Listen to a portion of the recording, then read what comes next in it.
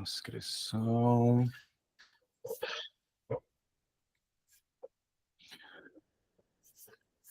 Deixa eu terminar de ativar aqui. Bom, pessoal, boa noite. Hoje temos a participação não só da turma da BeFree já, mas de alguns convidados, né? Hoje a aula está aberta. Eu coloquei à disposição nas minhas redes sociais, outros colegas também compartilharam com amigos e tal. Então, todos muito bem-vindos. O assunto de hoje é para falar sobre o webhook, que é um assunto simples, tecnicamente simples, não tem nenhum conceito dentro de webhook que seja muito específico de webhook. Tudo que a gente fala sobre ele é o que a gente já fala sobre API, é o que a gente já fala quando fala de JSON, é o que a gente vai aprendendo sobre comunicação de dados, né, entre aplicações, entre sistemas, só que com com uma aplicação específica, né, com um objetivo específico. Então, o grande segredo, entre aspas, do webhook é como que ele é utilizado, qual é o cenário em que ele é aplicado, mas ele é composto de coisas triviais, de coisas que já fazem parte do nosso dia a dia, do nosso trabalho, dentro do Bubble e dentro de qualquer outra linguagem de programação, tá? Então, eu vou passar com vocês bem brevemente sobre conceito, o que é um webhook, qual a diferença entre um webhook e uma requisição de API normal, né, que a gente faz lá no API Connector, por exemplo. Enfim, um breve, vamos dizer assim, resumo conceitual, e aí a gente vai entrar no editor, vou compartilhar a tela, e a gente vai tratando aí de cenários práticos. E aí, só avisos, né? Enfim, tem muita gente que está aqui hoje que não está já acostumado com as aulas. Como é que funciona? A gente tem a previsão de duração da aula de 1h30, então de 7h30 às 9h da noite. Às vezes a gente passa uns minutinhos, depende muito também da quantidade de perguntas, da quantidade de interações, de dúvidas e tudo mais. Então, nós não temos nenhuma cerimônia com dúvidas e perguntas.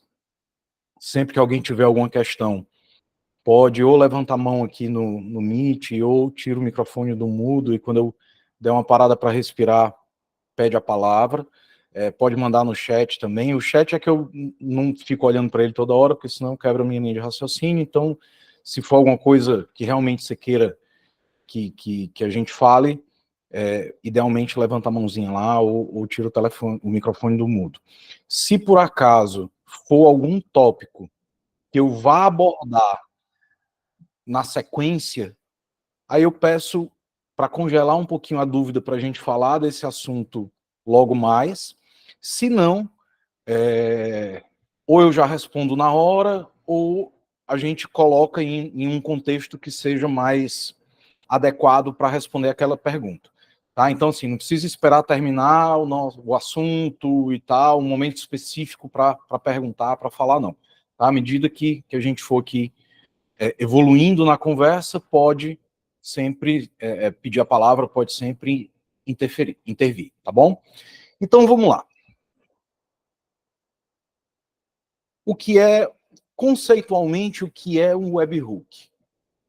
Se a gente for ler no livro, né, o que é o webhook é uma requisição, é um método para fornecer dados em tempo real de um sistema para outro.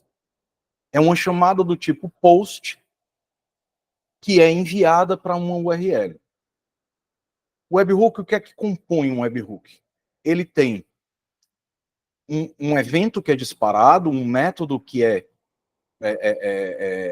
enviado, uma chamada de API do tipo POST, apontando para uma URL específica, para um endereço específico, passando um objeto do tipo JSON.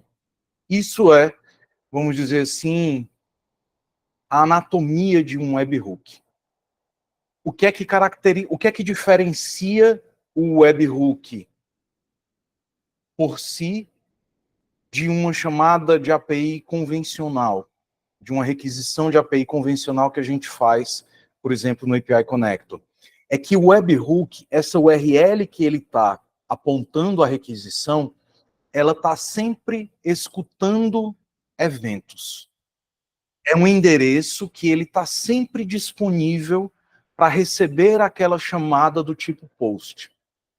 Então, quando eu tenho uma integração onde eu não consigo usar webhooks e eu preciso manter essa integração ativa e atualizada em tempo real, a gente faz o que chama de pooling, né?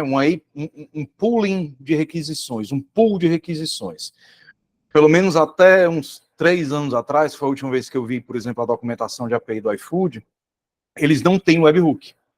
Não tinham um webhook. Você tinha que fazer um pooling.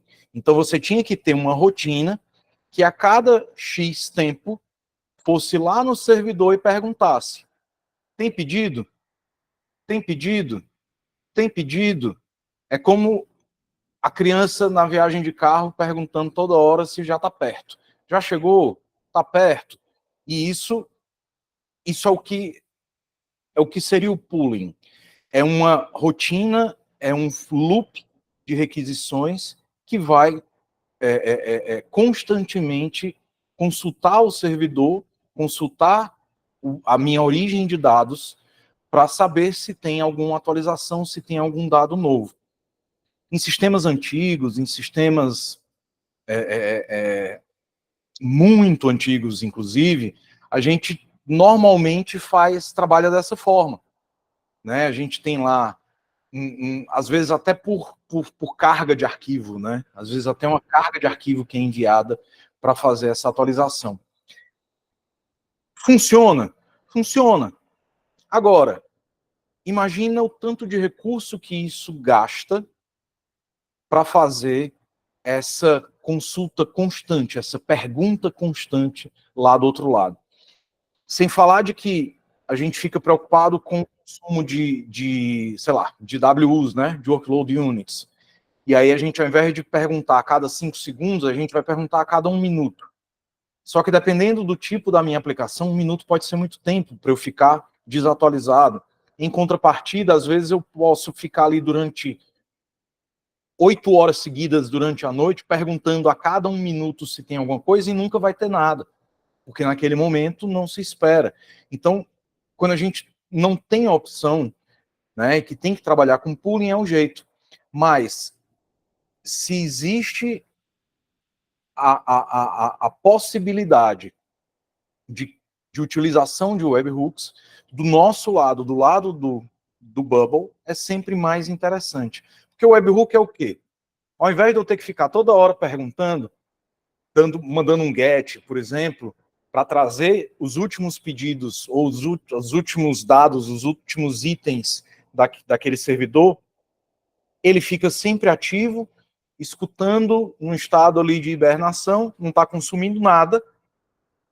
Quando bate um evento, quando bate uma chamada nele, do tipo que ele aceita, ele escuta aquilo, traz para dentro, e aí lá dentro a gente resolve o que vai fazer, e aí quando a gente abrir o editor, a gente vai entrar nesse momento, né, do que fazer com aquela chamada, do que fazer com aquela carga de dados.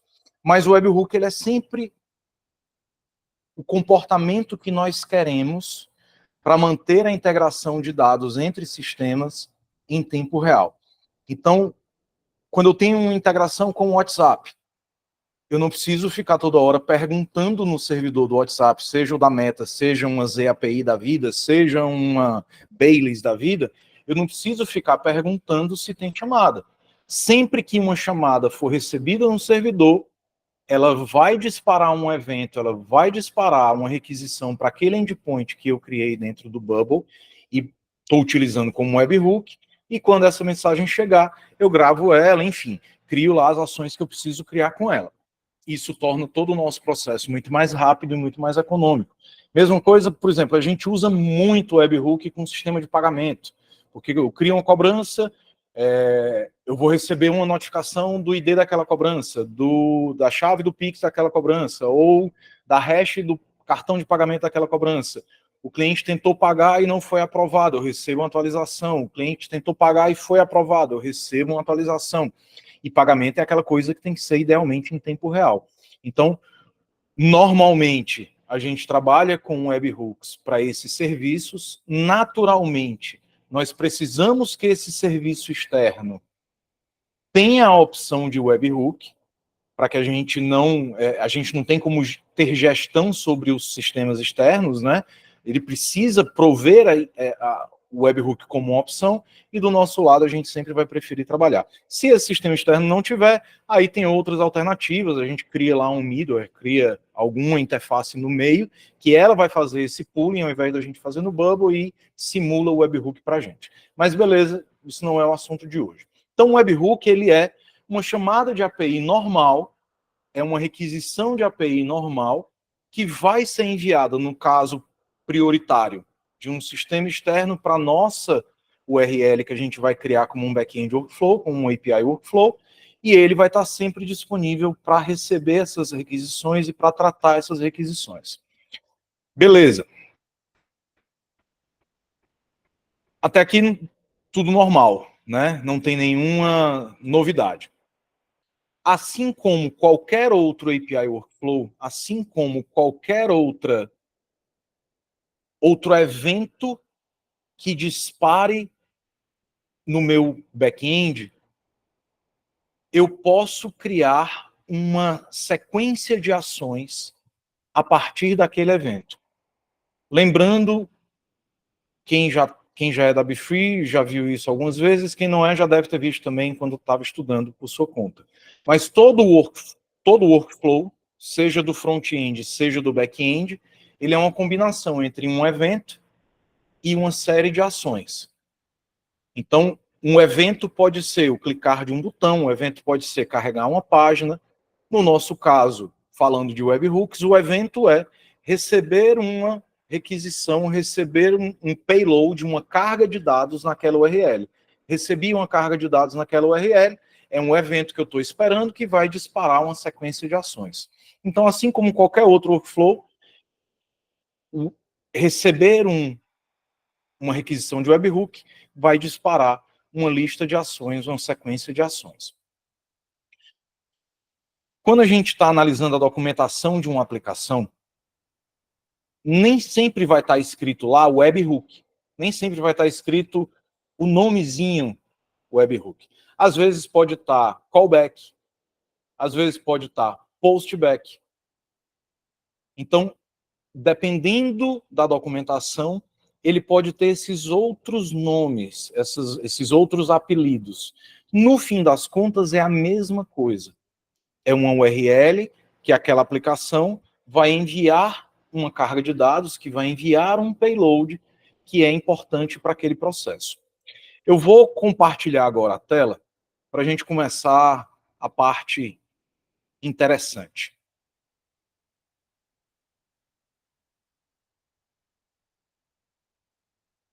Pronto, vocês já devem estar vendo minha tela. Vamos aqui falar sobre o webhook. Primeira coisa, eu vou começar a falar de webhook pela segurança, certo? Porque esse é um ponto que eu percebo que é pouco explorado quando se fala de webhook e é muito arriscado. Por que é muito arriscado? Vamos lá. Webhook, só antes de entrar na segurança, eu sei que isso aqui é o básico do básico, todo mundo que está aqui já deve saber, mas para a gente poder utilizar webhooks, a gente precisa vir aqui em Settings, API, e habilitar a nossa Workflow API ou back-end Workflows, porque o webhook é uma URL, é um endpoint que a gente cria no back-end, que a gente cria no API, na nossa área de API Workflows. Então eu preciso ativar aqui a caixinha. Deixa eu dar um refresh aqui, porque eu acho que estava em outro monitor com essa janela. Pronto, está aqui a caixinha aparecendo. Né? Então essa caixinha tem que estar habilitada para que os nossos API Workflows estejam disponíveis. E a gente tem uma URL, né? Que é a URL base do nosso app, barra a versão que nós estamos trabalhando, barra API, barra 1.1, barra WF. Sugestão, essa URL aqui, ela vai ser sempre ela sempre vai ser essa que está aqui, independente de eu usar um domínio próprio ou não. Então, digamos que eu configurei o meu domínio. Aqui eu estou no nosso projeto de boilerplate do curso. Então, digamos que eu comprasse aqui o domínio boilerplate.befree.com.br e eu tivesse configurado o Bubble, essa URL base aqui, ela mudaria. Ela ficaria boilerplate.befree.com.br /version API 1.1 WF. Mas eu não preciso mudar. Porque por trás da minha URL customizada, que ela é só uma máscara, sempre vai estar essa aqui. Então, eu gosto de usar essa original do Bubble, esse subdomínio do Bubble, porque se amanhã eu quiser mudar o meu domínio, eu não perco os meus endpoints de webhook, por exemplo. Né? Eu posso mudar e por trás ele vai sempre estar apontando para o mesmo lugar. E o version aqui, depois a gente fala também dos ambientes, né? Versão live, versão teste, ou se eu tiver num plano com mais de uma branch, tem as versões 1BCD, XYZH, enfim, tem as branches de cada um, que é importante a gente saber como lidar com esses parâmetros dinâmicos, mas a gente fala já. Beleza, vamos falar de segurança. Por que eu considero importante falar de segurança? Porque quando a gente vai criar um API Workflow, deixa eu criar uma pasta aqui chamada webhook. Quando eu vou criar um API Workflow para usar ele como webhook, eu clico aqui na cabecinha do evento, né? Lembrando, todo workflow é um par entre um evento e uma sequência de ações. Então, eu vou criar um evento do tipo API Workflow. Eu vou dar um nome aqui, por exemplo, de WH, de webhook. E eu preciso, obrigatoriamente, expor esse workflow como um endereço público. Que, ora, se o meu objetivo de um webhook é conectar um app externo ao meu back-end, esse app externo tem que achar o meu endereço publicamente. Então, eu tenho obrigatoriamente que expor ele como um endereço público. Aí, o que é que eu vejo? 99,99% dos casos de quando a gente trabalha com webhook, marcar essa caixinha. This workflow can be run without authentication. Este workflow pode ser executado sem autenticação. Aí a gente olha e diz, por que eu faço isso? Porque, ora, eu vou mandar um webhook, um post lá do Stripe, lá do Asas, lá do WhatsApp, lá do meu CRM, do meu RP, do meu emissor de nota fiscal para cá, eu não vou ter como autenticar, eu não tenho como fazer um login ali desse cara para cá. Então eu deixo ele aberto. Certo? Não, né? Você vai deixar ele aberto se você for um desenvolvedor marromeno. Se você for um BeFree, você não vai fazer isso nunca. Por que você não vai fazer isso nunca? A gente já teve aula sobre API que eu falei do Swagger. Todo mundo aqui já sabe como é que funciona o Swagger, conhece o Swagger no Bubble, como é que o que é, como visualiza, como acessa. O que é Eu não conheço. Não conhece? Tá. O que é o Swagger?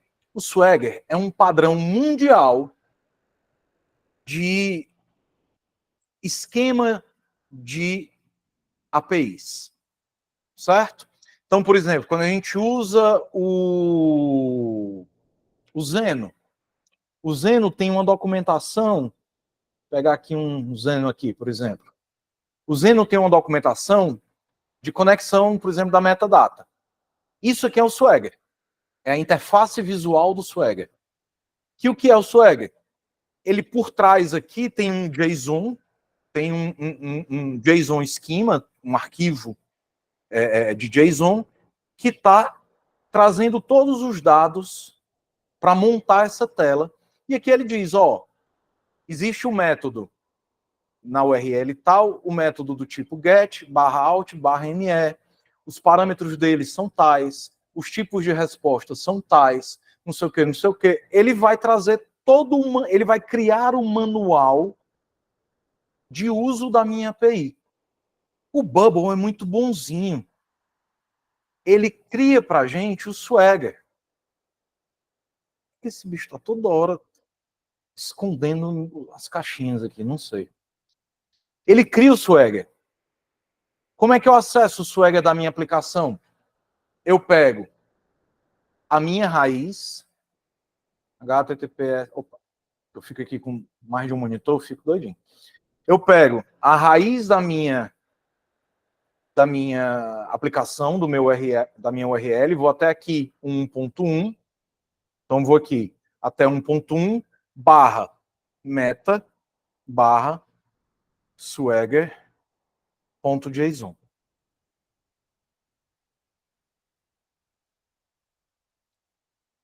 Isso aqui, se eu pegar isso aqui e botar num Swagger, num editor do tipo Swagger, bom, deixa quieto aqui. Ele vai montar para mim uma tela igualzinha a essa, com todos os métodos da minha API. Mas aqui, ó, a gente já consegue ver, se a gente for um pouquinho mais buliçoso, como é o nome desse meu API endpoint aqui, WH. Se eu vier bem aqui e procurar WH, olha aí, ele achou. Ele está me ensinando a usar esse endpoint. Ele está dizendo que esse endpoint é o seguinte, é a raiz da minha URL /wf/wh, então eu sei que é app.boilerplate.bubble/version-test /api/1.1/meta, aliás, /meta não, 1.1/wf de workflow /wh. É uma chamada do tipo post, não tem nenhum parâmetro por enquanto. Tá aqui parâmetros, não tem nenhum. Mas se eu adicionar aqui, por exemplo, um parâmetro 1 e der um refresh aqui no meu Swagger,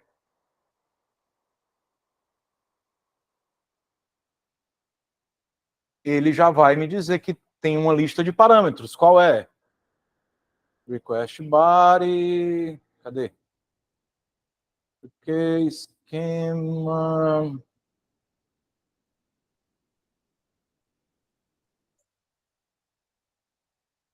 Aqui, o WH body é um objeto parâmetro 1 do tipo string, que é texto. Ele está me ensinando a usar.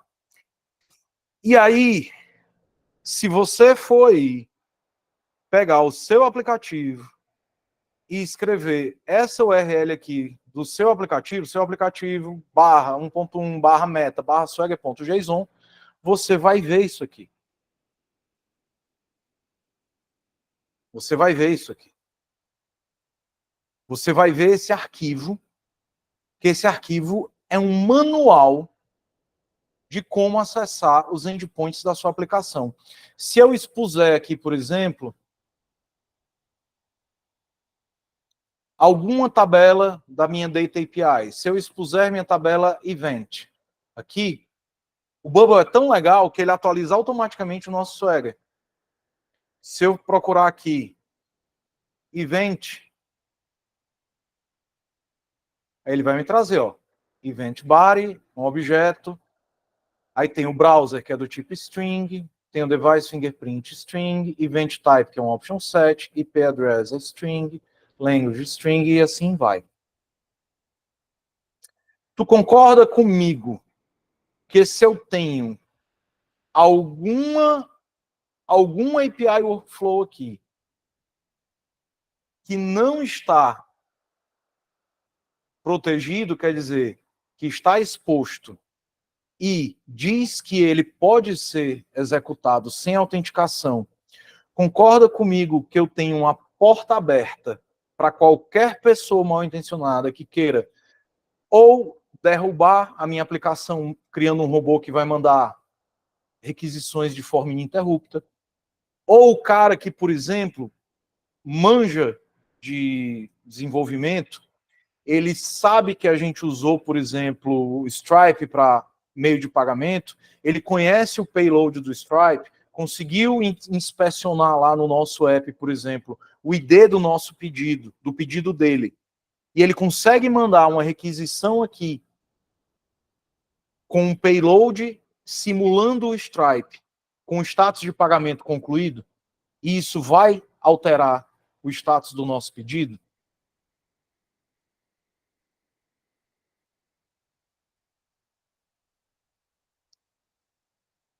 Esse é o tipo de preocupação que a gente precisa estar num nível de consciência do nosso papel como deve muito mais elevado. Se a gente está só boiando na superfície do nosso trabalho, né? Ah, não, beleza, entendi como é que funciona um webhook e massa. Vou agora usar o webhook nas minhas aplicações. A gente está correndo um grande risco de expor o nosso app. Então, o primeiro ponto para a gente minimizar esse problema, cara, se eu vier aqui e simplesmente clicar aqui para dar um hide no Swagger, quer dizer, para ocultar o meu Swagger, vou até tirar isso aqui que eu não preciso, para ocultar o meu Swagger e eu atualizar essa página, ele já não vai me mostrar mais nada. Qual é o problema? O Bubble traz essa opção desmarcada como default. Como padrão, ele cria o Swagger. Tá? Então, primeira lição importante de hoje. Se você não precisa prover uma documentação no padrão Swagger de forma automatizada para ninguém, para nenhum agente externo, para nenhum ator externo do seu app, desabilite essa opção do Swagger, porque ela vem como default e provavelmente a maioria dos nossos apps está com ela disponível. Certo? Beleza. Mas vamos dizer que isso aqui, por algum motivo, ou eu preciso deixar exposta a minha documentação, ou, sei lá, eu quero evitar ao máximo ter qualquer problema com, com isso. Primeira coisa que eu tenho que fazer é desabilitar essa opção. This workflow can be run without authentication. Eu não preciso deixar essa opção marcada. Por que eu não preciso deixar essa opção marcada? Porque existe uma forma muito simples de autenticar uma chamada externa, independente de onde ela venha, falando aqui do uso do webhook. Como é que eu faço isso? Vamos lá. Até aqui tudo bem? Tá dando para acompanhar? Tá num ritmo bom? Boa. Então vamos lá. Como eu falei, o webhook é um conceito muito simples. É um evento, é uma requisição do tipo post que alguém de fora vai enviar para uma URL que eu digo qual é a URL. Como é que eu digo qual é essa URL? Por exemplo, aqui no caso, esse API Workflow com o nome WH. Qual é a URL dele que eu vou fornecer para os meus sistemas externos? Vai ser a URL, minha URL, https:// app-boilerplate.bubbleapps.io / é o nosso URL que está aqui, ó. app-boilerplate.bubbleapps.io / a versão do app que eu estou querendo me comunicar, /API, /1.1, /WF, o nome do meu workflow, que nesse caso é WH. Vamos fazer o seguinte, eu deixei aberto aqui um Postman. Eu deixei esse Postman aberto. Deixa eu aumentar o zoom aqui para ficar melhor. Eu deixei esse Postman aberto para facilitar aqui os nossos testes. Mas eu vou mostrar também Stripe, enfim. Tá? Isso aqui só para a gente ter um pouco mais de liberdade. Porque o que o Postman vai fazer aqui é a mesma coisa que o Stripe vai fazer, que a API do WhatsApp vai fazer, vocês já entenderam, né? Ele vai enviar uma requisição do tipo POST para a URL que eu estou mandando, certo? No nosso caso é a raiz da minha URL /WH. O objetivo de hoje não é ter uma aula de Postman, tá? Então aqui eu não vou falar sobre variáveis e etc. É só para a gente entender a lógica da dinâmica aqui. Todo webhook precisa, na primeira vez que eu for utilizar, ser inicializado. O que é a inicialização? É quando eu vou dizer para o Bubble o que é que ele vai receber naquele endpoint. Vocês estão aí? Eu recebi uma mensagem aqui que eu estou offline. Ah, não. Pronto. Beleza. A inicialização é o passo inicial que vai dizer para o Bubble quais são os dados, qual é o esquema de dados que ele vai receber naquele endpoint, naquela URL. Então, eu sempre preciso começar com um /initialize. Tá? Como é que eu sei disso aqui também? Porque se eu vier lá no meu editor, o meu webhook, deixa eu até também aumentar o zoom aqui para melhorar. O meu webhook, eu tenho... Deixa eu até reconstruir minha frase, minha afirmação. Quando eu vou construir, deixa eu apagar aqui esse parâmetro. Quando eu vou construir um endpoint para trabalhar como webhook, eu preciso dizer para o Bubble quais são os parâmetros que ele vai trabalhar, que ele vai receber. Quando eu trabalho com o Bubble aqui, eu tenho duas formas de definir esses parâmetros. Uma, detectando os dados que vêm da requisição, ou definindo eles manualmente. Qual é a forma que todos nós aprendemos a trabalhar com webhook no Bubble? Detect Request Data. Aí eu clico em Detect Data. Ele vai criar a minha URL com o /initialize. Eu tenho que mandar uma chamada para esse endereço /initialize, para que ele receba o JSON e interprete esse JSON, faça o passe desse JSON. Então, por exemplo, aqui no corpo, no body, no corpo dessa requisição, vamos escrever aqui um JSON bem bobo. Parâmetro 1, text 123. E botar aqui parâmetro 2, 1, 2, 3, 4. Pronto. Aqui eu estou mandando um valor de texto e aqui um valor numérico.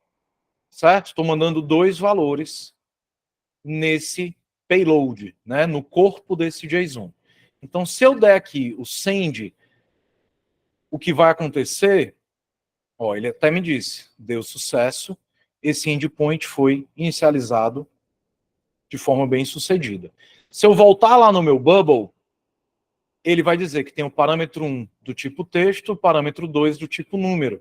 Se eu clicar aqui para exibir o dado cru, né, o raw data, ele vai me dizer, ó, chegou esse JSON com uma chave parâmetro 1 do tipo texto, porque está entre aspas, e uma chave parâmetro 2 do tipo número, porque é um número válido e está sem aspas. Se tivesse aspas, mesmo que fosse um 2, 3, 4, ele seria interpretado como texto. Beleza, o Bubble já é sabido, ele entendeu que isso é um texto, é um número. Vou salvar. Se eu mandar agora aqui requisições sem o se eu mandar com o initialize, ele vai me dar um erro. Ele vai dizer, ó, o workflow WH não está no modo de inicialização. Lá do lado do Bubble, ele não está no modo detect data. Então ele vai me retornar um erro. Então eu não quero mais mandar ele com /initialize. Eu quero mandar direto. E aí bem aqui eu posso dizer o seguinte, deixa eu criar uma tabela do tipo que eu vou chamar de WH. Opa, vou chamar aqui de WH.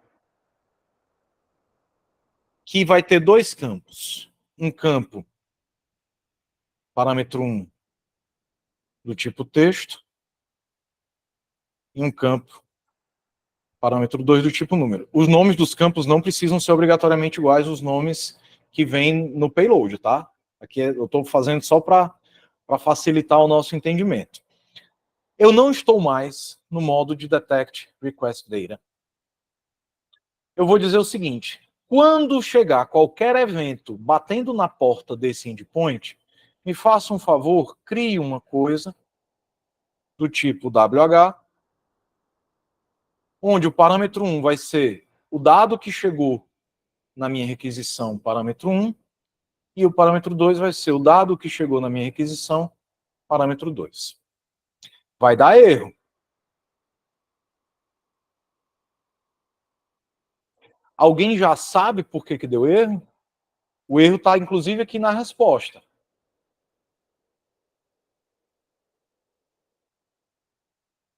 Você não autorizou. Exatamente. Eu disse aqui o seguinte, eu não deixo chegar, eu não deixo entrar essa requisição para o lado do meu servidor, ela bateu na porta, lá na minha porta, verificou, está autorizado, está autenticado? Não, não está autenticado. Então pode voltar. Como é que eu autorizo? Se aqui do lado eu não tenho login, não tenho nada, não tenho, enfim, nada que eu possa fazer isso. Ora. Elementar, meu caro Watson. Eu crio uma chave de API. Eu vou dizer aqui que vai ser para o meu WH. Vou copiar essa chave de API. Lá na minha chamada, eu vou adicionar um parâmetro API underline token igual a essa chave. Quando eu faço isso, eu estou passando junto no cabeçalho dessa requisição o meu API token. E aí, com esse nome com essa chave de parâmetro API token, o Bubble vai entender que o valor dessa chave é o que ele está sendo recebido como como a chave de API, como o token de API. Se o token bater com o token que o próprio Bubble gerou, ele vai autenticar e vai autorizar o recebimento. Vamos tentar agora. Agora ele me retornou um sucesso. Se eu for lá no nosso banco, a gente tem agora o dado, parâmetro 1, texto 123, parâmetro 2, 1234. E aí, cara, fica simples, por quê? Porque quem diz qual é a URL de endpoint do webhook sou eu. Quando a gente vai lá no Stripe, que a gente ainda vai hoje, daqui a pouco, fazer um teste, mas quando a gente vai lá no Stripe, eu que digo para qual URL ele tem que mandar aquele payload, para qual URL ele tem que mandar aquele objeto de JSON que eu vou receber no formato de webhook. Então, se sou eu que digo, eu posso incluir esse parâmetro de API token. E aí, por mais que o cara veja o meu Swagger, descubra o meu endpoint da Stripe, por exemplo, ou de qualquer outra coisa, ele não vai ter como saber qual é o meu API token, porque esse valor está lá na Stripe. Esse valor não está no meu Swagger, não está na minha documentação. E, naturalmente, esse API token é um valor super protegido do Bubble. Ele não vai disponibilizar esse valor publicamente em lugar nenhum. Todo mundo já sabia dessa opção de segurança? Então, é importante... Eu já tinha visto, mas não sabia como funcionava. Boa. Então, a partir de hoje, nenhum de nós vai criar nenhum endpoint de webhook desprotegido. Certo? A gente criar para testar, para brincar ali com a coisa, para simular enfim, uma funcionalidade, tudo bem. Mas na vida real, na prática, em produção, não podemos mais cometer esse erro. Beleza? Beleza. Aí você pode dizer, Pedro, massa, funcionou, autenticou, só que o cara descobriu o meu API token e eu não sabia. Como é que eu me protejo? Pelo amor de Deus. Tem como fazer mais coisa? Tem.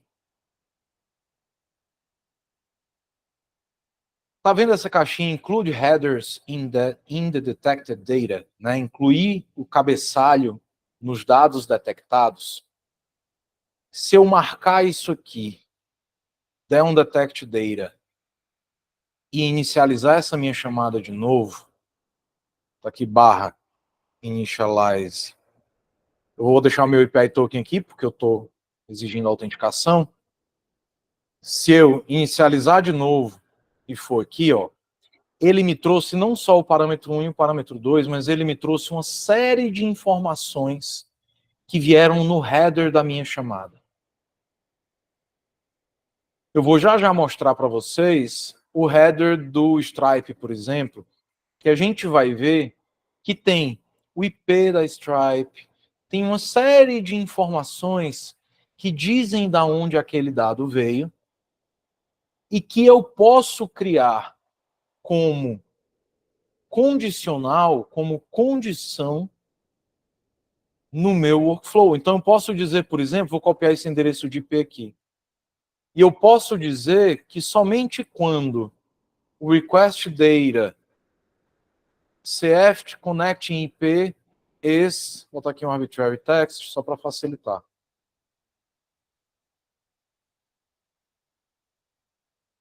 Porque se eu mandar aqui e for dele, ele vai dar sucesso, porque ele chegou do IP correto. Ah, tá, não salvou nada ali, porque como eu mudei minha chamada, ele mudou meus parâmetros.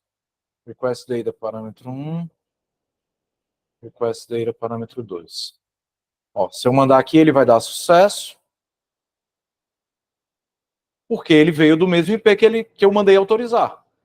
Então, se eu sei qual é o IP do meu servidor, por exemplo, da Stripe, eu posso adicionar ainda mais essa camada de segurança para evitar que uma pessoa que tem acesso a todo o meu payload, a toda minha senha, tudo, não consiga me atingir, não consiga me atacar.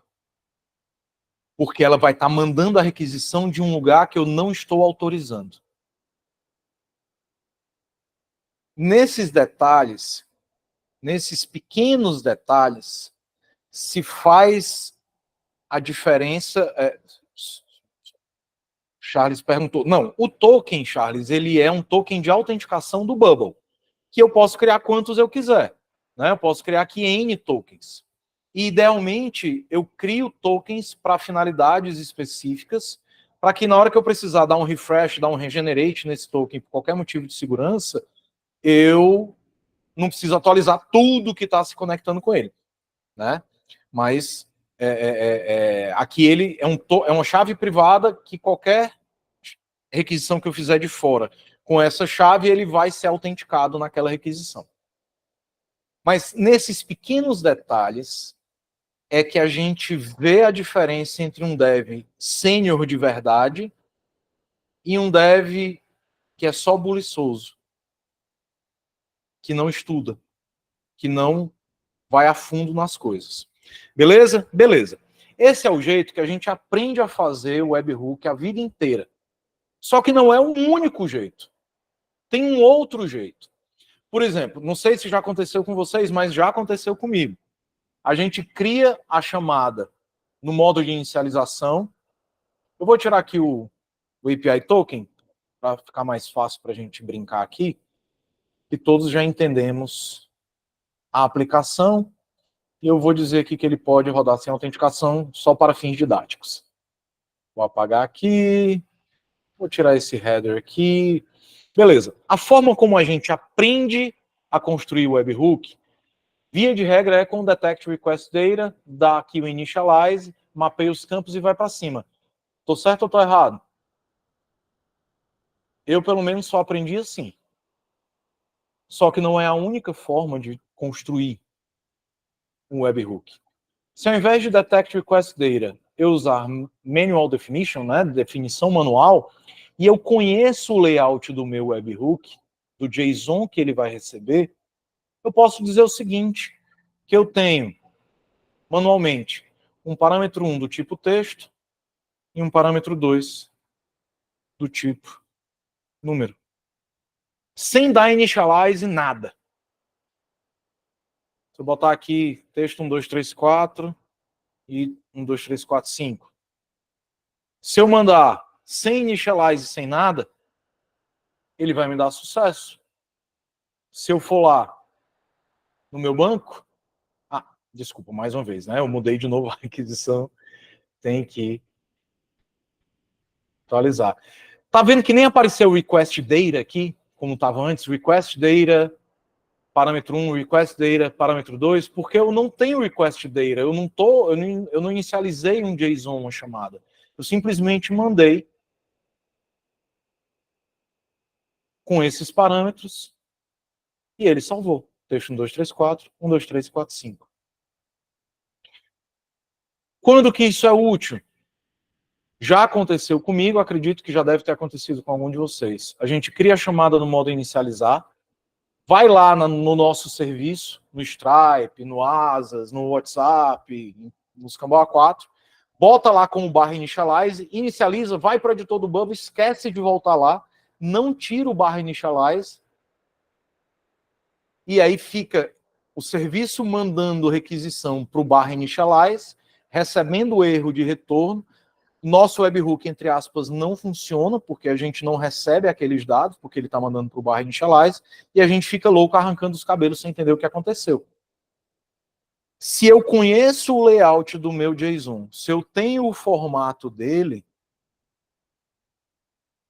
eu não tenho a obrigação de criar um webhook sempre com detect request data.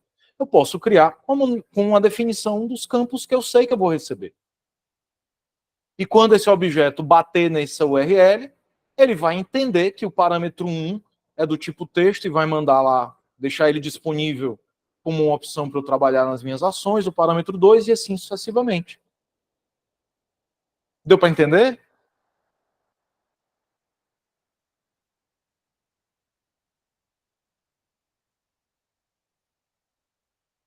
São opções. São recursos para a gente ter no nosso repertório para trabalhar. Certo? Beleza. Outra coisa para a gente desenvolver aqui. Eu deixei aberto o ambiente do Stripe para a gente fazer um teste aqui mais real. Né? Eu estou num app de teste aqui do Stripe, no modo de desenvolvimento, beleza. E eu quero... Uma coisa que a gente consegue fazer aqui de teste numa boa, sem pedido, sem nada, é cupons, criar cupons. Eu quero fazer o seguinte, aqui em catálogo de produtos, cupons, eu quero que sempre que eu criar um cupom, eu mande um webhook para algum lugar. Certo? Então, o que é que eu vou fazer? Eu vou vir bem aqui, vou criar um outro API Workflow, que é o tipo de evento que eu preciso criar para trabalhar com webhook, e eu vou chamar aqui de Stripe Coupon. Certo? Vou expor ele como um API público, tem que ser. Eu vou deixar marcado aqui para rodar sem autenticação meramente para fins didáticos. A gente pode até depois desabilitar e botar o API Token lá, mas aqui é só para a gente exercitar. E eu vou deixar aqui, nesse caso, o Detect Request Data, para a gente, já que é um objeto maior, eu não ter que sair criando todos os campos de tudo bonitinho na mão, tá? Mas os dois funcionariam. Vou pegar aqui o Detect Data para poder obter a URL dele e vou voltar lá no meu Stripe. Onde é que eu crio webhooks, por exemplo, no Stripe? Eu venho em Developers, Webhooks, e vou criar um endpoint. No endpoint, eu vou dizer qual é o URL que eu quero apontar esse endpoint. Então, eu quero dizer o seguinte, para esse endpoint que eu estou criando, mande para essa URL, que é o meu app, wf, stripe, coupon, barra initialize. Posso botar aqui uma descrição. Coupon test webhook. Quais são os tipos de evento que eu quero mandar? Eu quero mandar, nesse caso agora, os eventos do tipo cupom, da categoria cupom. Eu vou mandar todos, quando criar um cupom, quando apagar um cupom e quando atualizar um cupom. Certo? Vou botar aqui para dar o add events e vou criar um endpoint. Ele criou, mas ele só criou, ele está esperando por algum evento acontecer para ele existir da mesma forma. Eu estou aqui ainda no meu modo de inicialização. Estou esperando algo acontecer, alguma requisição chegar nessa URL para o Bubble saber o que é que ele vai fazer. Então vamos criar um cupom. Vamos lá no catálogo de produtos, cupons, e vamos criar um cupom. Vai ser o cupom teste 1. Posso botar um ID aqui, teste. Vou dizer que ele vai dar 15% de desconto. Um cupom no Stripe precisa de um código, né? Para funcionar, que vai ser teste 1. E vou criar. Vamos fazer assim, ó. Deixa eu botar bem aqui do lado. E vou dar um create cupom. Pum. Ele recebeu. Ele entendeu que chegou uma requisição.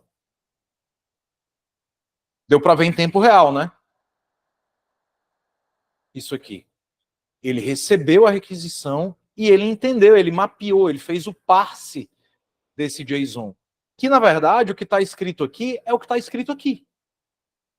É um JSON do tipo único, porque não tem nenhuma chavezinha abrindo e fechando, né? Nenhum colchete, aliás, abrindo e fechando. Tem só a chave. Aí tem um parâmetro ID do tipo texto, que está entre aspas, um parâmetro objeto do tipo texto, um parâmetro API version do tipo texto, um parâmetro created do tipo data e Unix, um parâmetro do tipo data, que esse é um objeto, quer dizer, é um dado dentro de um dado, né? É um dado composto, é um objeto dentro dele que tem ID, não sei o que, tem um live mode false, tem um pending webhooks 1, request e tal, o tipo coupon created. Inclusive aqui, ó, o created, tá vendo que o Bubble entendeu como número? Mas isso não é um número. Isso é uma data. Que é uma data do tipo Unix. Vamos salvar. Beleza, salvei. Se eu for agora, developers, webhooks, e o meu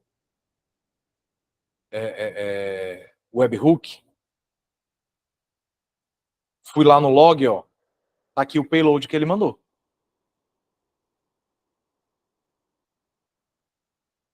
Eu quero editar agora esse webhook, porque eu não quero mais esse barra initialize. Então vou aqui, atualizar os detalhes dele, e vou tirar o barra initialize. Vou atualizar o endpoint. Pronto. Agora, todas as chamadas que forem enviadas elas vão ser enviadas para aquele webhook. Deixa eu pegar aqui, vamos Stripe Coupon, vamos criar uma coisa. Vou fazer aqui, vai. Vou criar aqui uma tabela. Vou botar um ZZ aqui, para eu saber que ela vai sair depois. Cupom. Eu vou botar um ID do tipo texto. Vou botar um code do tipo texto. E um value do tipo número. Para eu saber qual é o percentual do cupom. Né? A gente tem todos esses dados? Vamos ver. Eu tenho o ID, eu tenho o código, que é o name, e eu tenho o value, que é o percent off. Beleza? Beleza. Bom, vamos aqui acompanhando o raciocínio, certo? Vamos acompanhando o raciocínio. Então, eu vou criar uma nova coisa, que vai ser um cupom, que o código vai ser request data object name, o ID vai ser request data ID, e o value, hein? O value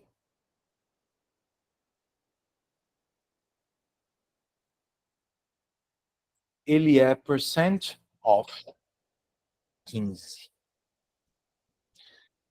Porque esse é um cupom que dá um desconto do tipo percentual.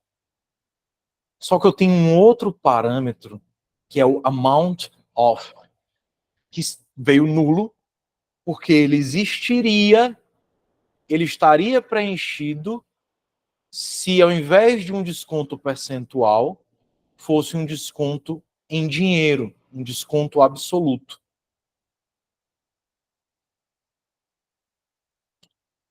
Aí tu me quebra, né, Pedro? Eu tenho que criar duas condicionais aqui. Elementar que não, né, meu chapa? Se você já é um be-free, você vai saber fazer esse teste lógico direto no campo. Então, eu vou fazer o teste lógico seguinte: request data amount of exempt. Quando eu faço esse teste lógico, eu estou perguntando para o Bubble o seguinte: o valor que veio no amount of está vazio? Ele vai me gerar uma resposta do tipo booleano, uma resposta do tipo verdadeiro ou falso, sim ou não. Ora, então eu vou formatar isso aqui como texto. Se o valor dele vier como vazio, então significa que ele é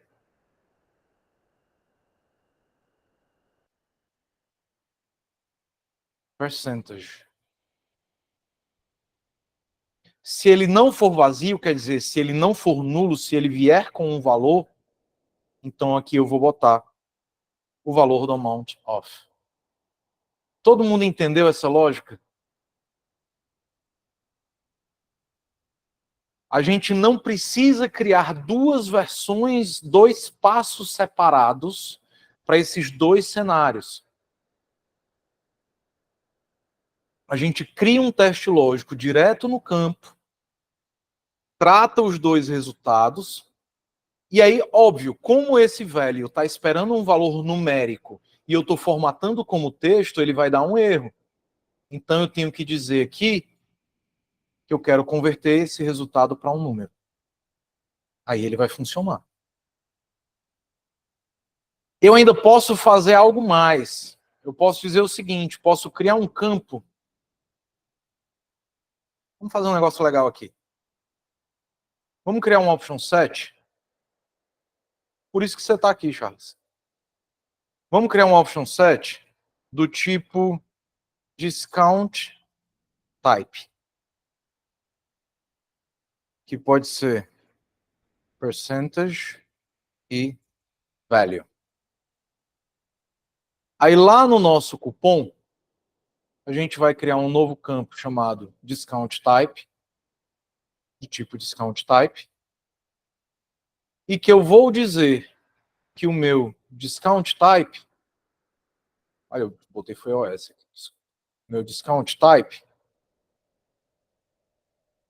Eu vou pegar o mesmo operador lógico, mesmo comparador que eu fiz aqui, só que eu vou simplificar ele.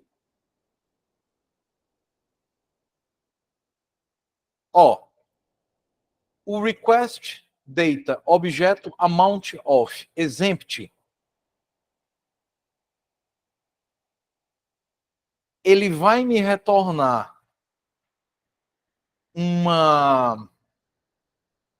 de novo um booleano.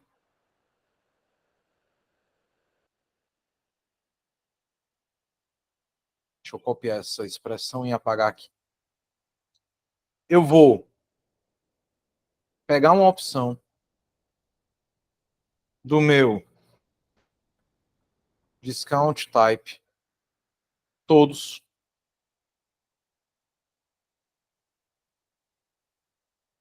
Deixa eu até pensar aqui melhor. Discount type, todos.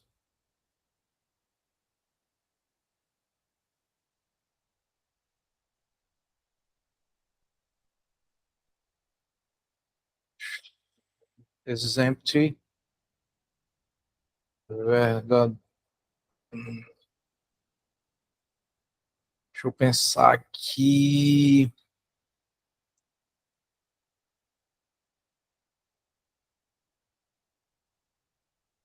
Se o amount of exempt. Pegar uma opção do discount type percentage, all options, filtered,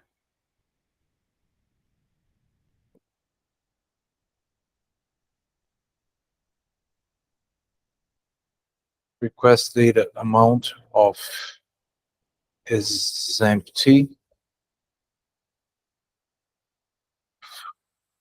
formatted as text.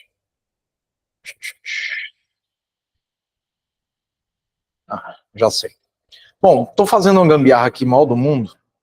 Deixa eu simplificar minha lógica aqui para a gente não passar aqui a noite toda, já que eu não tinha planejado isso. Vamos fazer assim. Nosso discount. Vamos tirar aqui esse option set discount type. Vamos apagar aqui. E eu vou só criar um booleano do tipo is percentage. Do tipo verdadeiro ou falso. Aí aqui fica mais fácil. Is percentage. Aí eu vou botar request data amount of is empty.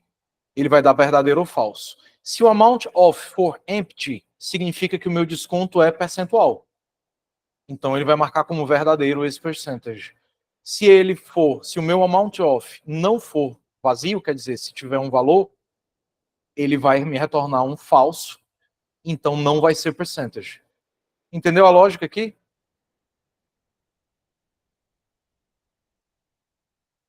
Beleza, vamos criar um aqui. Vamos ver se funcionou. Vamos criar mais um cupom. New name teste 2. Do tipo valor fixo. R$50. Teste 2. Criar cupom. Será que ele criou o nosso cupom? Criou o nosso cupom. Teste 2, ID não é percentual no valor. Um erro aqui, né?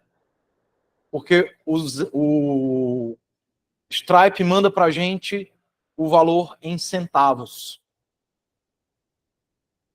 Ele manda em centavos. Então aqui a gente precisa fazer esse ajuste.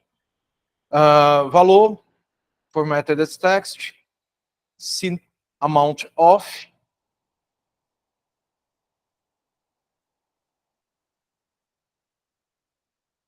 converted. Ele não está vindo como número? Vamos botar ele logo como número. Amount of está como texto. Para a gente não precisar fazer essa operação lá, a gente já salva ele como número. Percentage of já está como número, beleza. A gente salva como número. Aí vem aqui, amount of dividido por 100.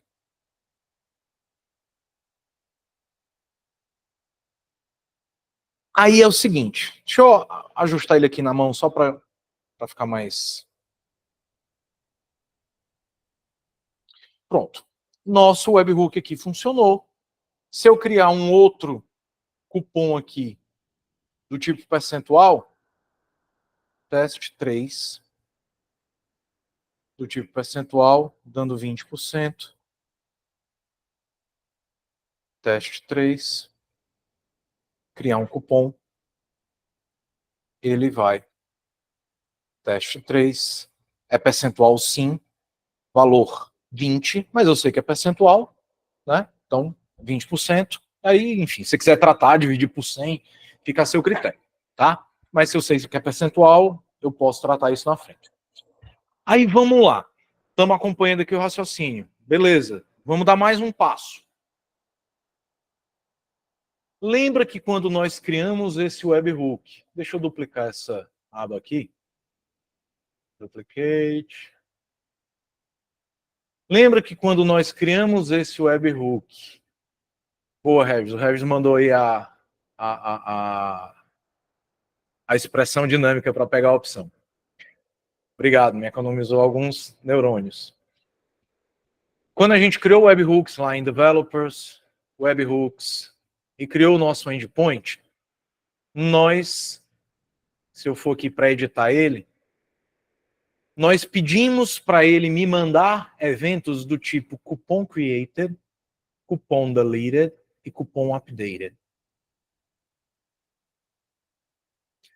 Aí você pode estar se perguntando, Pedro do céu, e agora?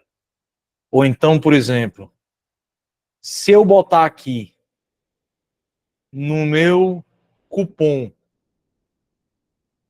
porque aqui ele tá para sempre, né? Forever. Eu não botei uma data limite para esse cupom. Se eu botar uma data limite, é possível que esse meu objeto receba mais parâmetros. Apesar de que aqui ele já está dizendo, né, o número máximo de resgates, duração, já está aqui o forever. Talvez esteja ok. Tá vendo que aqui eu tenho um cupom created como tipo? E eu vou mandar, se esse cupom for atualizado, eu vou mandar para esse mesmo endpoint. Se eu mandar, vamos atualizar aqui um cupom. Se eu atualizar esse teste 3 aqui, e ao invés de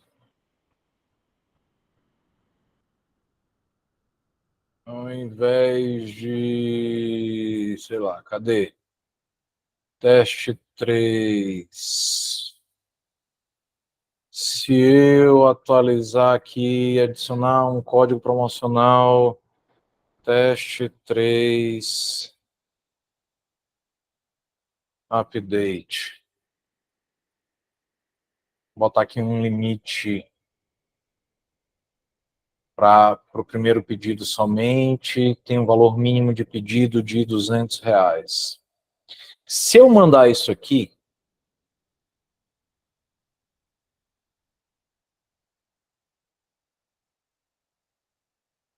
dá um refresh aqui.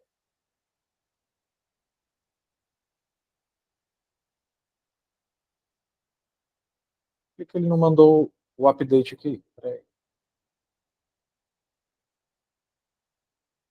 Por que ele não mandou o nosso bom e velho update? Event.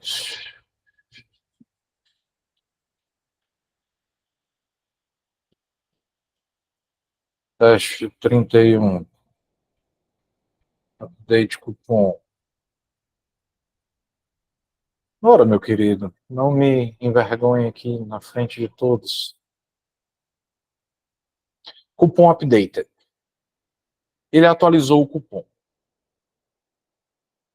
Ele tinha um estado anterior, teste 3, previous attributes, e um novo estado, 31. O que é que vai ter acontecido agora? O que aconteceu agora, no nosso lado do Bubble, é que ele criou um outro cupom.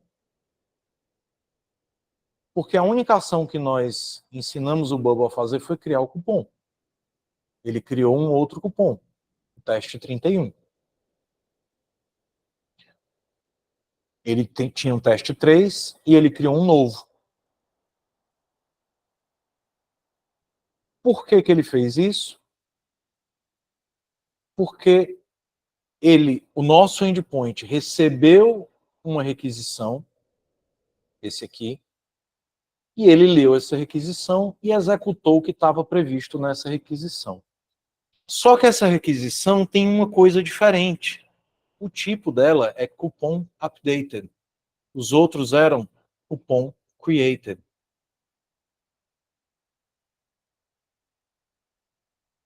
Como é que eu trato isso sem ter que criar milhões de webhooks? Ou criar milhões de regras mirabolantes aqui dentro do meu workflow do webhook? Eu vou trabalhar com os nossos melhores amigos, que são os custom events. E esse custom event vai ser Stripe cupom create. Que o Stripe cupom create, eu vou ter os parâmetros código, ID, valor e o %. Vai ter o código do tipo texto, ID do tipo texto, valor do tipo número, e que mais? Esse percentage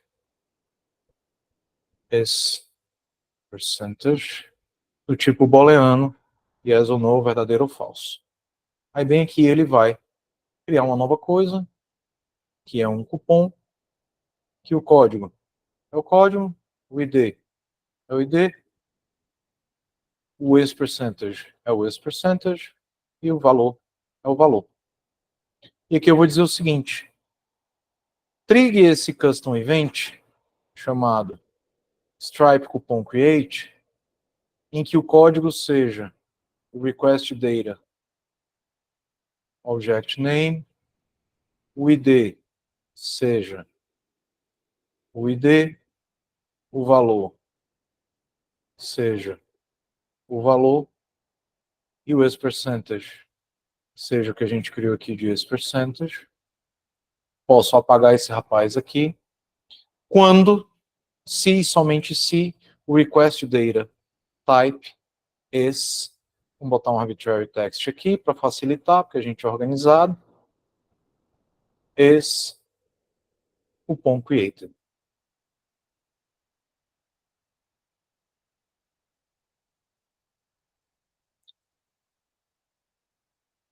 Deixa eu pintar ele aqui de azul, que eu gosto de deixar ele azulzinho. Se eu duplicar aqui, ao invés de cupom create for cupom update, ao invés de criar um novo cupom, vou dar um replace aqui por outro tipo de ação, que vai ser make changes to a thing. Essa coisa vai ser uma busca por cupons em que o ID seja igual ao ID que eu estou recebendo. Eu quero mudar o primeiro deles. O ID não vai mudar, mas o código pode mudar. O %, pode ser que mude, né? Não sei. E o value também pode ser que mude. Aí aqui eu posso copiar e colar essa ação, que vai ser cupom update. O resto aqui eu não preciso mudar, né? É a mesma chamada. Eu só vou mudar aqui a regra para quando for cupom updated.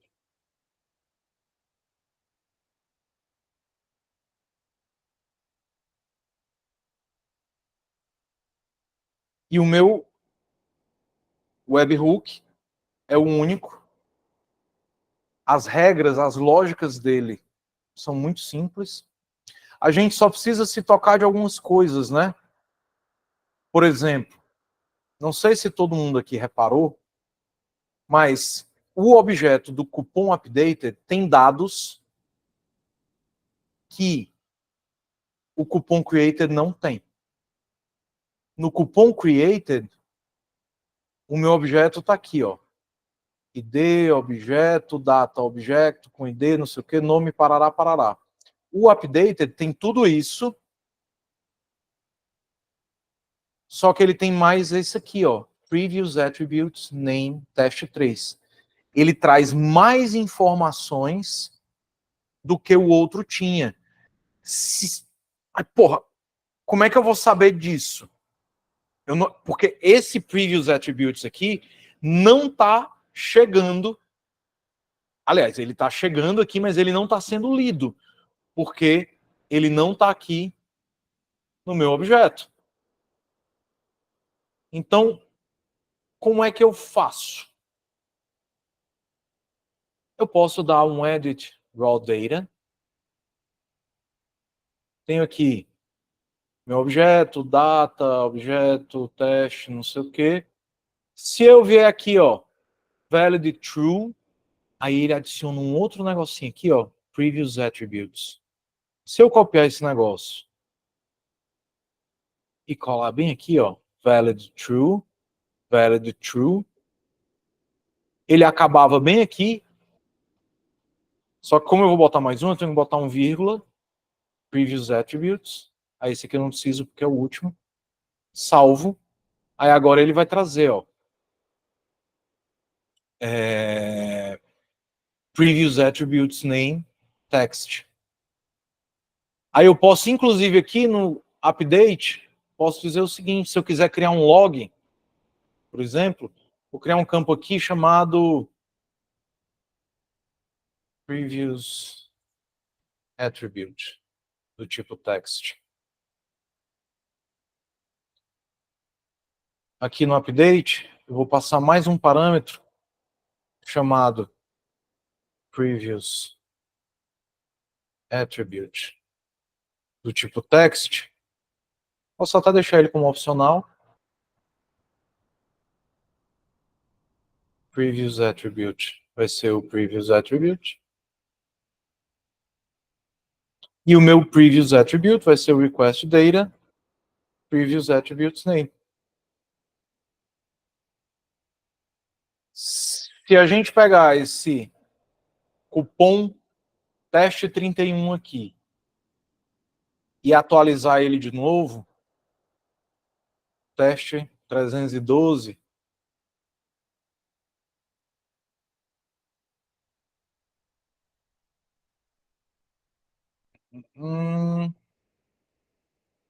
vamos debugar aqui o que foi que houve.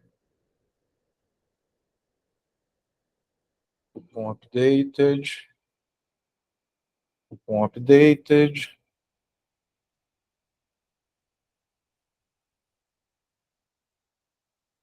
Perdão pelo vacilo. O ID que a gente precisa aqui, ó, tá vendo a importância de também debugar? O ID que eu estava salvando era esse aqui, ó. Só que esse é o ID da chamada, não é o ID do cupom. O ID do cupom é esse de dentro do objeto, ó. G2, G0, DF, GC, D2, D0, GF, DC, e esse aqui está modificando. Então, beleza, não tem problema. No ID aqui, ao invés de ser o request data IP, vai ser o request data object ID. Object ID, que é o ID que está dentro do objeto. Vamos botar ele aqui na mão só para facilitar nosso processo, que já está dando 9 horas. Deixa eu pegar ele aqui. Vamos atualizar ele aqui. No ID vai ser esse aqui. E vamos atualizar de novo esse cupom aqui. 3, 2, 3. Update cupom. Vamos ver aqui, dar um refresh, ver se ele mandou. O evento, mandou. Vamos ver se ele atualizou. Atualizou. Pegou o teste 3123 e o valor anterior, 312.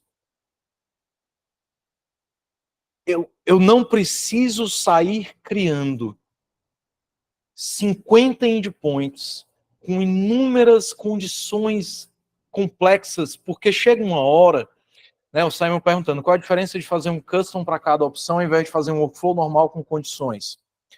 Primeiro de tudo, organização. Tá vendo que aqui tudo meu é enxuto? É uma chamada.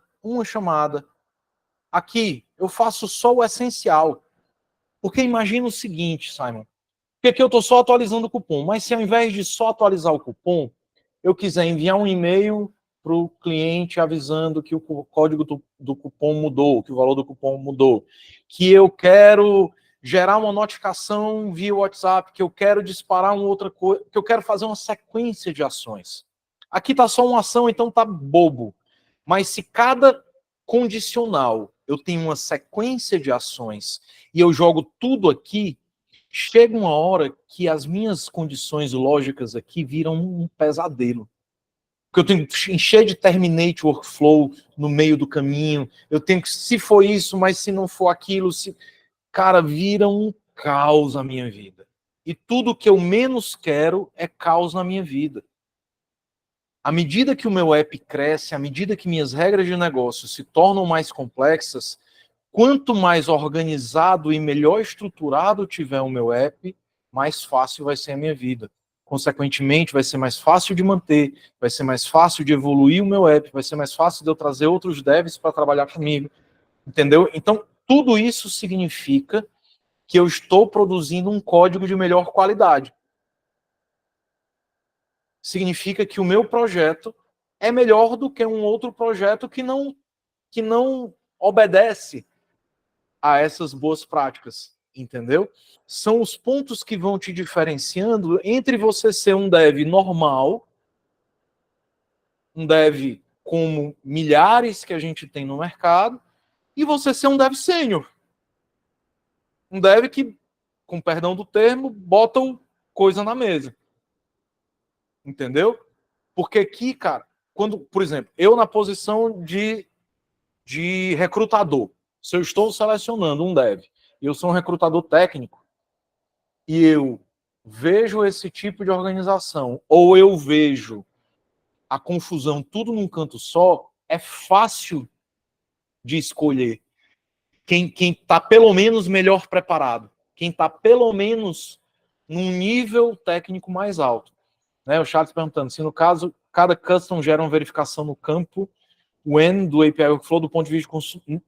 Cara, não, essa estrutura não é preocupante. É a mais otimizada que você pode ter. Porque aqui ele só vai fazer, por exemplo, 2 verificações. Ele obedeceu a essa regra, manda rodar. Não obedeceu essa, não manda. Ele não roda nada do que vem depois. Diferente de se eu botasse tudo aqui, porque ele rodaria a verificação em todos os meus passos do meu workflow, em todas as ações do meu workflow. Entendeu?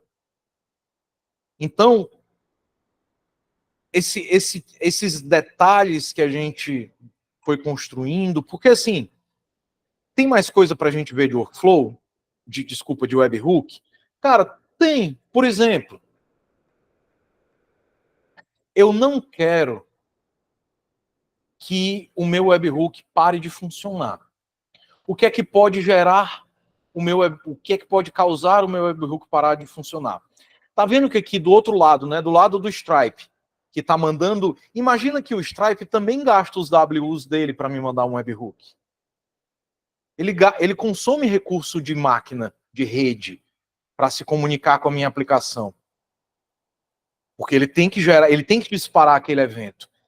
O Stripe não quer disparar eventos que ninguém está escutando. Então ele monitora a saúde do meu endpoint. Aqui, ó, todos os eventos que eu mandei foram bem sucedidos. Eu não tive nenhum evento com falha.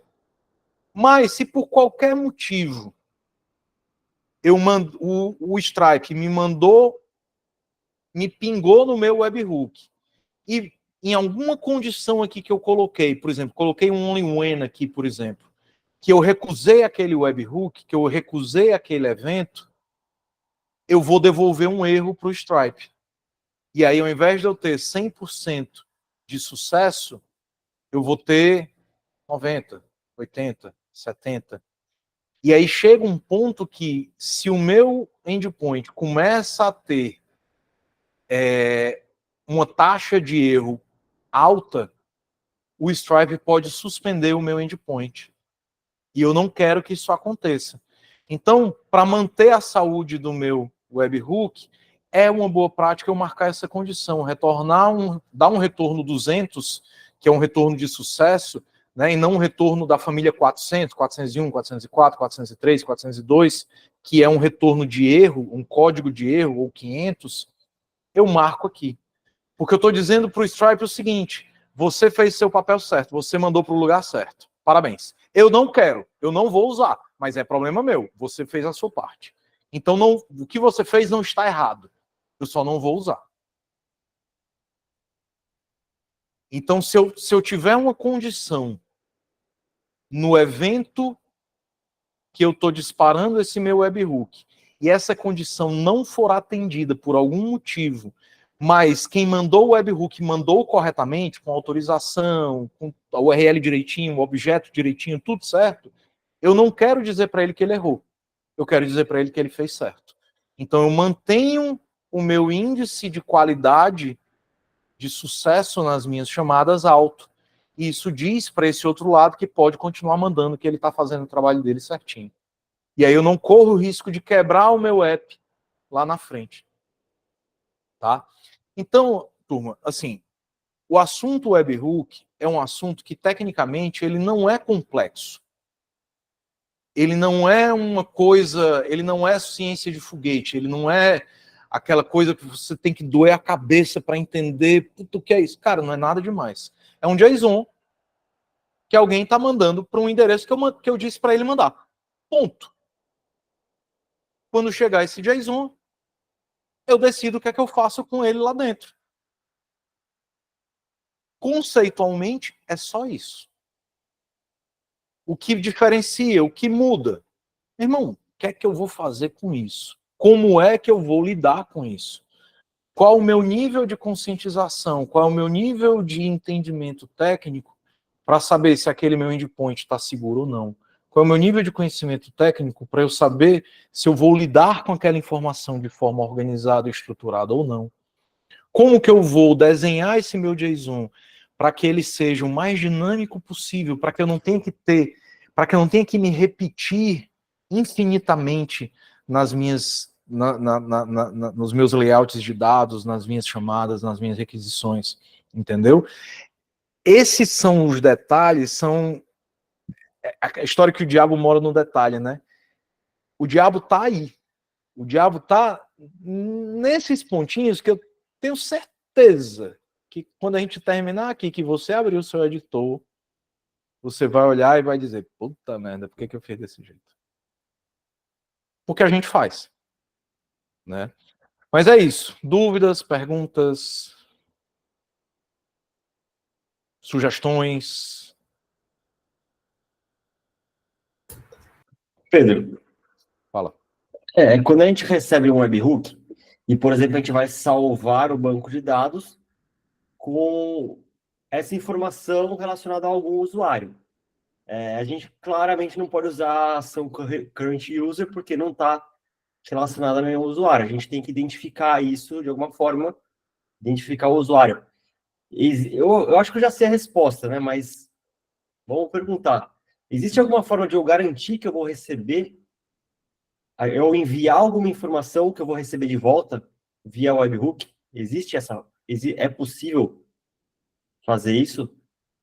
Ó, o disparo do webhook está fora do nosso controle, certo? Então, assim, quem dispara o webhook, dispara do jeito que ele quiser. Então, se a Stripe amanhã mudar o layout do objeto dele no webhook, ela pode fazer e eu vou ter que saber e me virar para atualizar a minha aplicação. Então, assim, primeira resposta é que não. Eu não consigo criar essa garantia. o que é que eu posso fazer do meu lado? Eu posso ter, dentro de um primeiro passo do meu webhook, uma consulta. Ou na condicional da minha URL, uma consulta que faça uma busca por um valor específico que eu sei que eu vou receber daquele webhook, para eu buscar ele no meu banco e saber se ele existe ou não, se ele está associado a uma coisa existente ou não.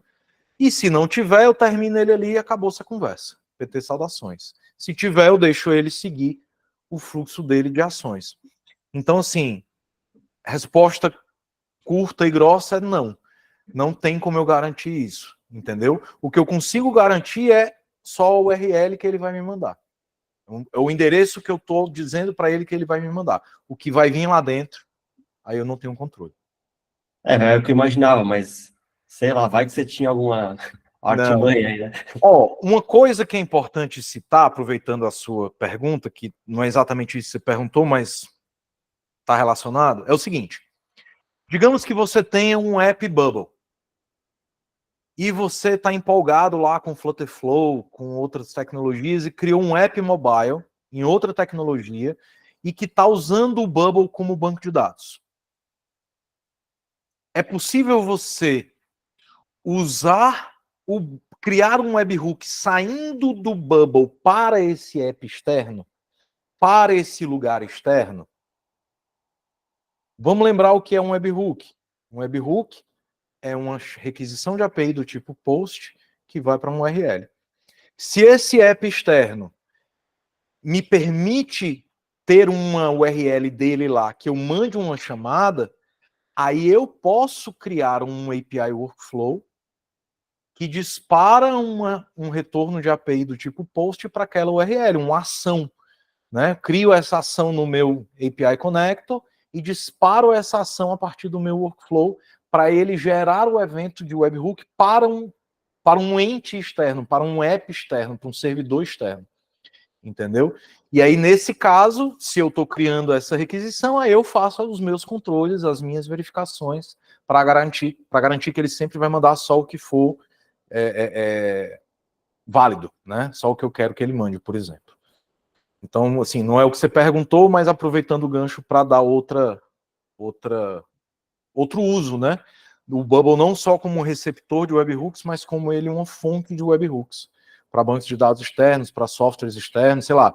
Vai que você usa o Bling, nem sei se o Bling tem o webhook lá do lado dele, mas se ele tiver, né, e eu gerei uma venda aqui do meu lado, eu quero mandar uma requisição para o Bling gerar uma nota fiscal, por exemplo, eu posso eventualmente criar uma ação do tipo post para o URL do Bling, mandando os valores que ele me pede e ele gera lá, né, numa espécie de webhook. Mas é isso. O que mais?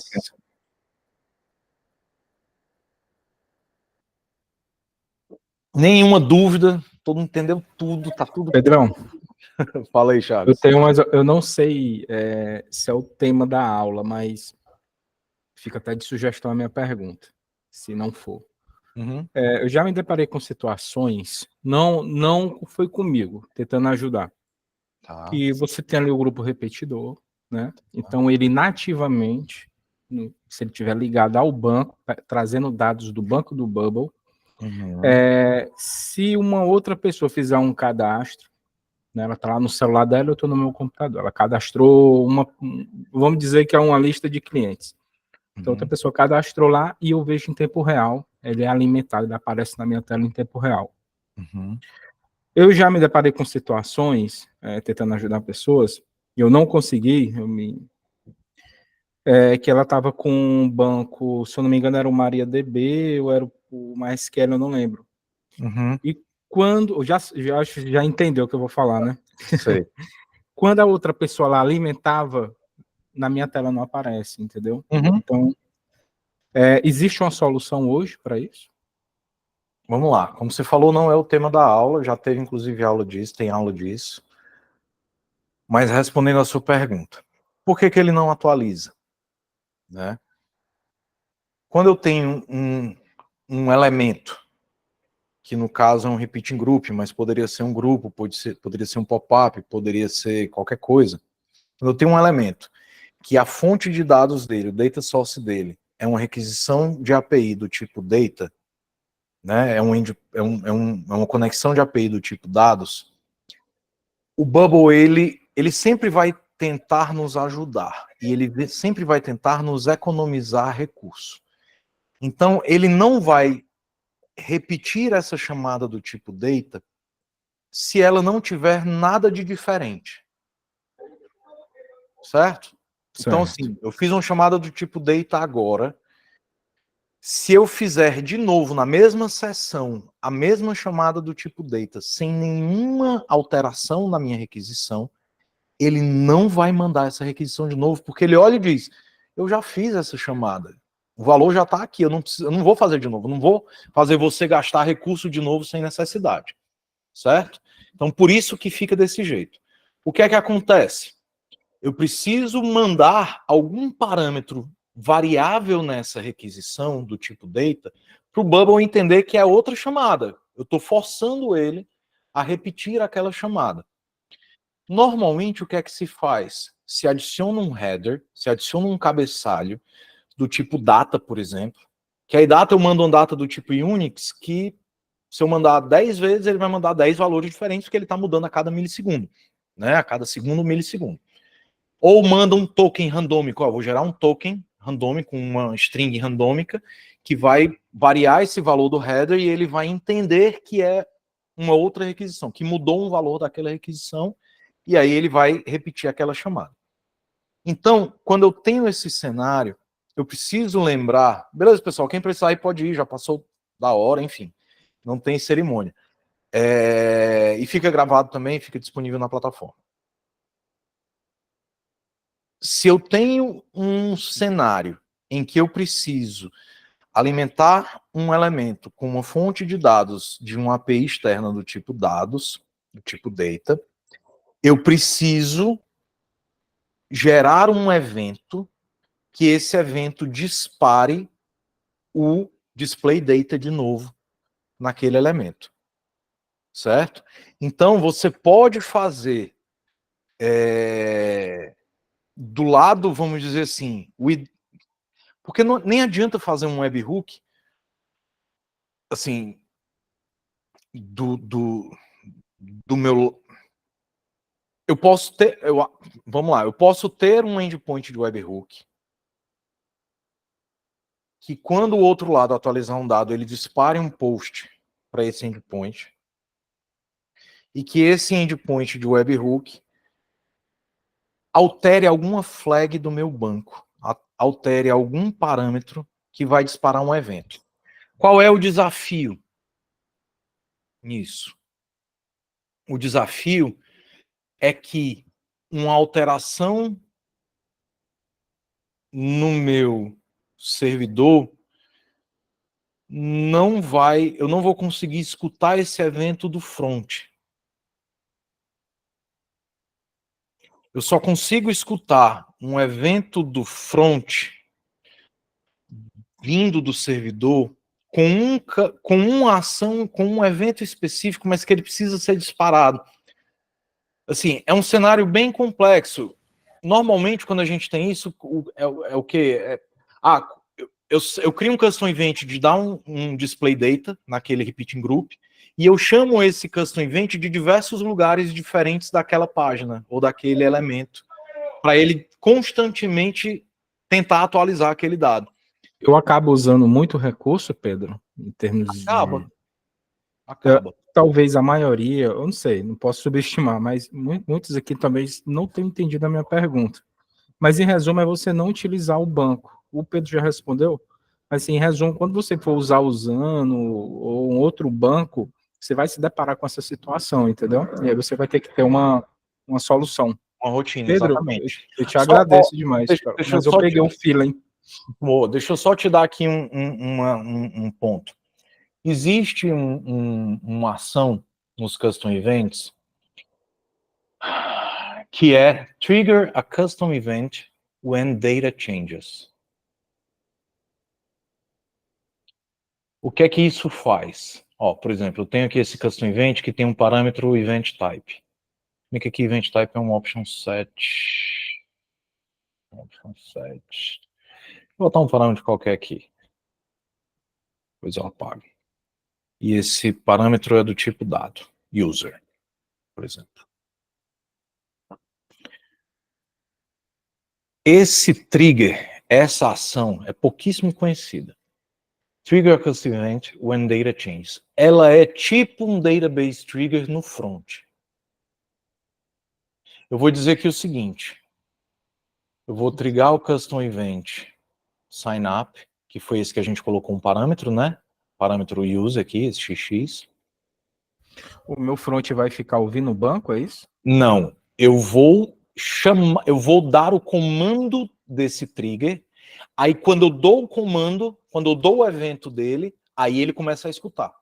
Aí eu vou dizer, qual é a coisa que eu quero escutar? Eu quero escutar, por exemplo, o current user. Essa minha coisa tem que ser do mesmo tipo do parâmetro do meu custom event que eu quero triggar. E o campo que eu quero escutar, sei lá, é o modified date. Então, quando o meu campo modified dates do current user sofrer uma alteração, ele vai disparar esse custom event. Que aí ele vai rodar o que ele tiver para rodar aqui. Mas cada vez que ele tenta ouvir, mesmo que não tenha uma alteração, ele vai consumir, será? É difícil dizer isso, né? Não. É tipo um database trigger, só que é o Ele seguinte. hiberna. Ele fica aqui. Isso. É tipo assim, ó. Eu cliquei esse botão. Pedro, então é uma solução, Pedro. Eu cliquei nesse botão. Aí esse botão vai disparar uma série de ações. Aqui não vai funcionar porque ele primeiro vai para uma página, né? Mas enfim, ele vai disparar uma série de ações. E uma dessas ações é o agendamento desse trigger, desse custom event. E ele vai rodar quando o campo do parâmetro do tipo X, no campo tal, mudar. Só que eu preciso chamar esse trigger. Eu preciso agendar esse trigger. Ele não é um evento. Ele não está aqui. Ele não está aqui. Entendeu? Ele não é um evento que fica disponível.